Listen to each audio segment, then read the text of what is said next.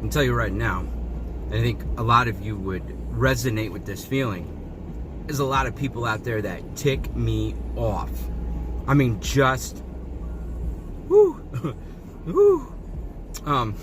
There was I can't remember, I think it was a reality show or something my family was watching, and this one guy is like, man, you're the kind of guy to make a pastor cuss. You know, like, you're the kind of guy that make the pastor cuss. Like, I'm gonna be real with you guys right now. As a minister, there have been times in my life that I have looked at an individual and thought, man, I'm gonna just, whoo, whoo, Anyway, you know you've been there before, though. You know you've been there before, where there are people that you just want to shake some sense into. There have been people in your life before where they have done things horrid to you. People in your life that have hurt you, that have harmed you, that have devastated you, if you will. Your enemies. Your enemies. Now, these can be the closest people to you. We kind of affectionately call them frenemies. But seriously, like, there are people in our lives that we've considered to be close that are now our enemies. Or people that haven't been close and they're just plain hateful. They're just plain mean. They just plain do things that cause you emotional pain, physical pain, stress and trauma. Like, we all have enemies. Enemies that could be on the other side of the tracks. Enemies that, you know, if you will, can be in a different setting or a different life experience. Enemies that we don't even put faces on. Enemies that the media has convinced us are enemies or our peers. And let's be real, the church has considered a bunch of people outside the church to be enemies. You got to deal with that. You got to address that. I know that I've talked about this kind of recently, but I feel like it needs to be readdressed.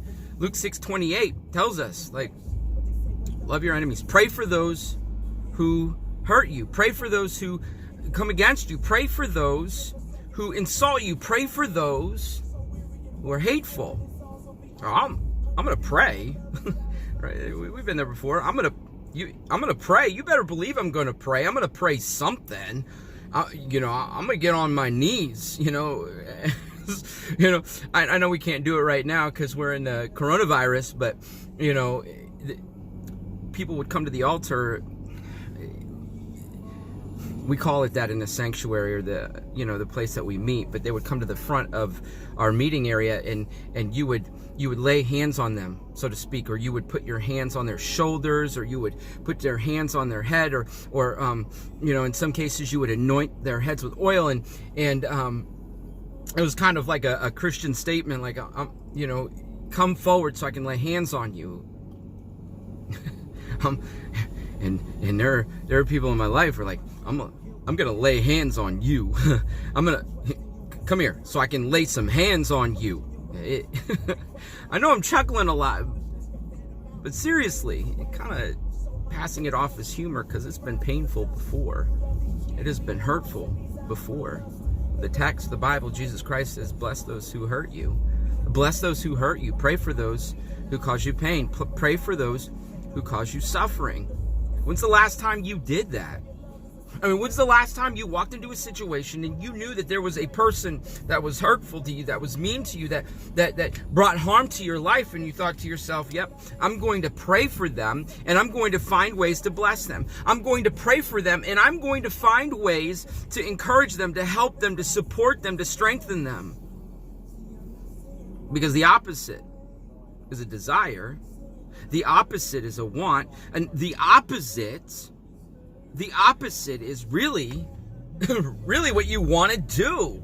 You want to bring people down. You want to hurt them the way they hurt you. You want to devastate people's lives the way they've devastated your lives. You don't want to pray for blessing or bring blessing into your life. You want to pray for cursing, and you want to bring curses into their life. Yeah, you may over spiritualize it and say, oh no, that's not me. But deep down inside, when you open up your heart, where are you set at? Where are you settled at? Are you praying for those? Are you supporting those? Are you asking God to give you the strength to extend them love and compassion, forgiveness, blessing? Where are you at?